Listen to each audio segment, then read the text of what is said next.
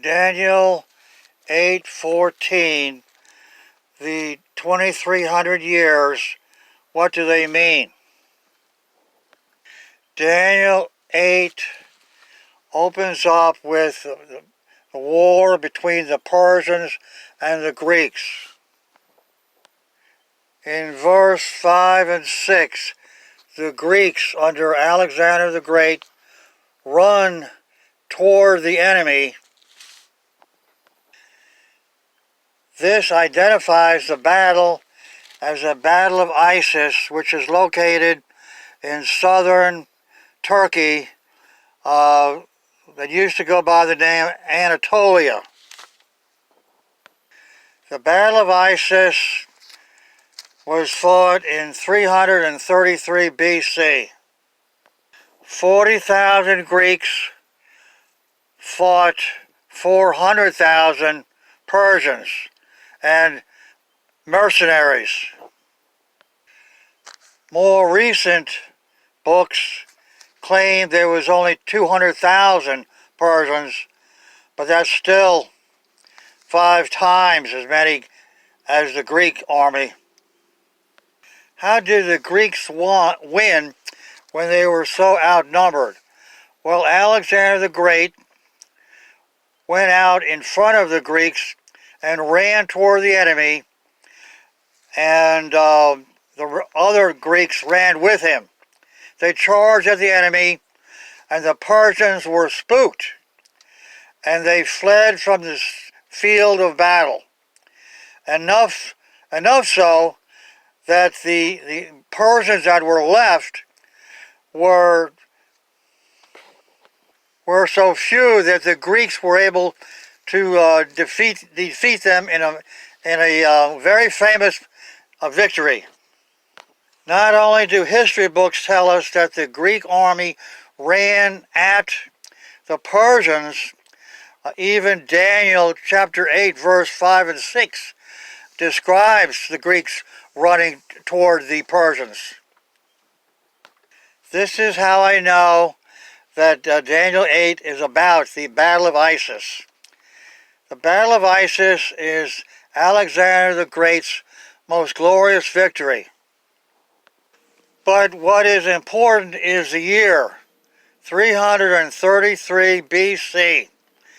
If you add 2,300 years from Daniel 8, chapter 8, verse 14, that adds up to 1967. 1967 on the Christian calendar. Now, in order for this to be the answer to the question as to what is the 2,300 year, the end of the 2,300 years, there has to be a cleansing of the sanctuary in 1967. Now, Daniel is talking about the Jewish temple in Jerusalem. The trouble is, by 1967, there was no Jewish temple. There was no sanctuary, which is the Holy of Holies, the innermost room within the Jewish temple. So how can 1967 be the answer? Even though the temple has been gone, it was destroyed back in the Roman-Jewish War, burned in 70 AD, that doesn't matter. The temple site is still there, and the floor of the temple is still there. And so, if that area was cleansed in some way in 1967, we can assert that that is the answer. Ever since the Moslems conquered Jerusalem in 637 of the Christian era. From the Jewish point of view, that area, the Temple Mount, has been in need of cleansing. What the Muslims did when they took over was they built the Dome of the Rock on the site that had been where the temple had been. And so this was considered an abomination from the Jewish point of view. There's a real interesting story about how the Muslims acquired Jerusalem. According to Professor Patricia Crone, she's in heaven now, but in the 1970s she was a doctoral student. She wrote a thesis about the real history of Islam. According to Patricia Crone, the Jews wanted to capture Jerusalem, take it from the Byzantine Roman Empire, which was basically bankrupt due to the long-term wars with the Parthians, which were a type of Persians.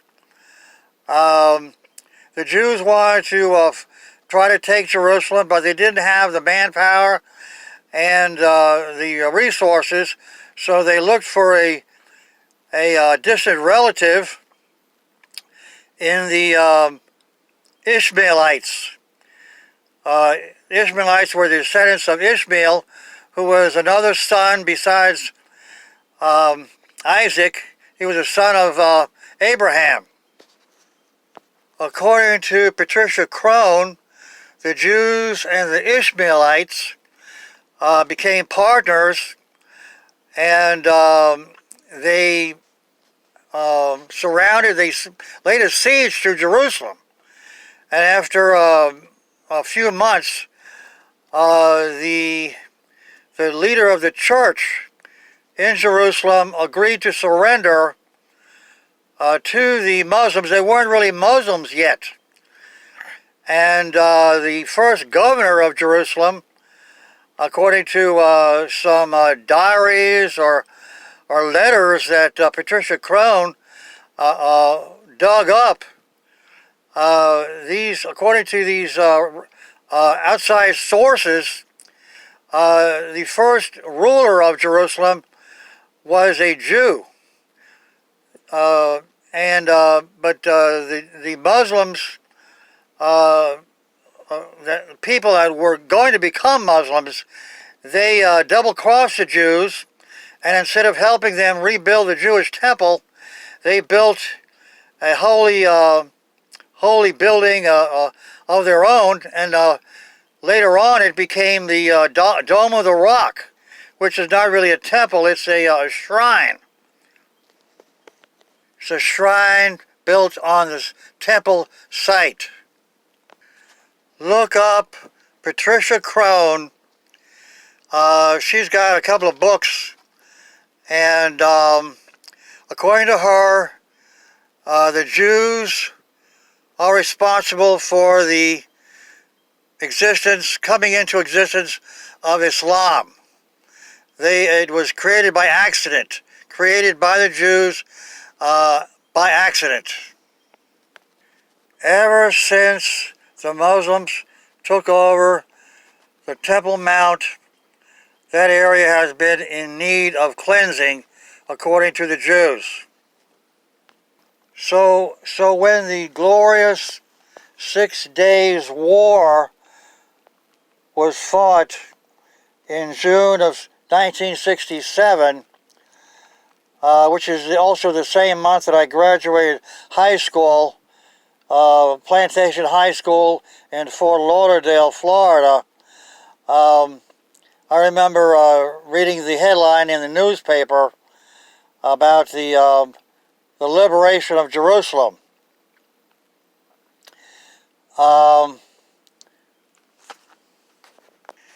Even though the Jews regained ownership of the Temple Mount, they still let the Muslims have their, have the temple, have their building, the Dome of the Rock.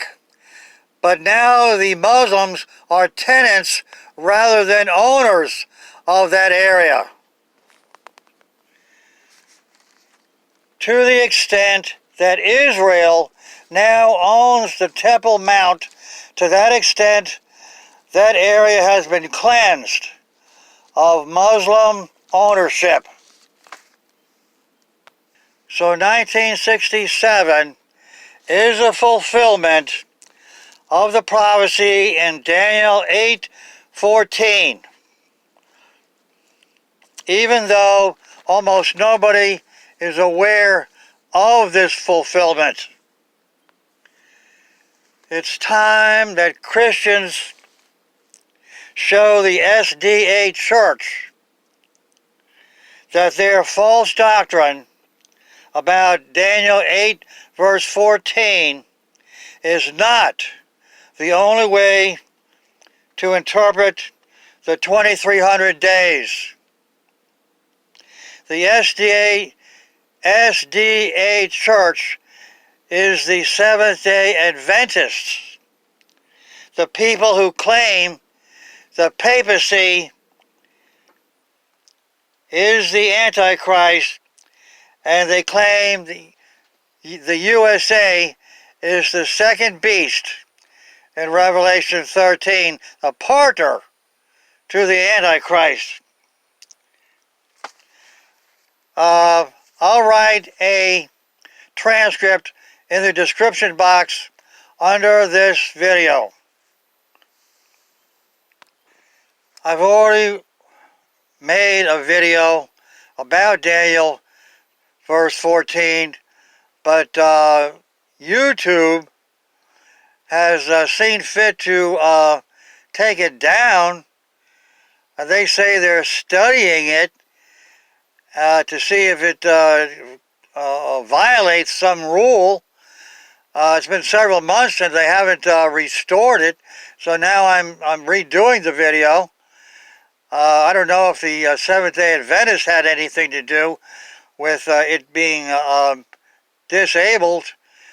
But anyway, this is the second version, and I'm going to make another video about Daniel 8, and I'm going to make a video about the Seventh-day Adventists slandering the United States by calling it beast number 2 in Revelation 13, partners in crime with beast number 1. Look forward to my video about that.